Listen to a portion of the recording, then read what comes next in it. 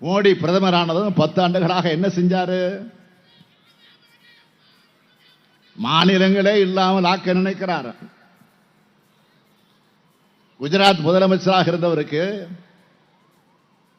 இப்ப மற்ற முதலமைச்சராக பார்த்தாலே கசக்குது. மாநில உரிமைகளை பறிக்கிறாரு, மாநிலங்களுக்கு வர நிதியை தடுக்கிறாரு,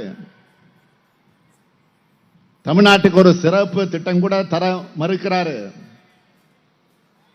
மாநில மொழிகளை புறக்கணிக்கிறாரு. எதை சரியா பண்றாரு தெரியுமா? விளம்பரத்துக்காக ஊருக்கு தகுந்த உடைய கரெக்டா அணிஞ்சிட்டு போறாரு. ட்ரெஸ் எந்தெந்த ஊருக்கு போறாரோ அந்த ஊருக்கு தகுந்த மாதிரி ட்ரெஸ் மட்டும் போட்டுக்கிட்டு போயிடுறாரு.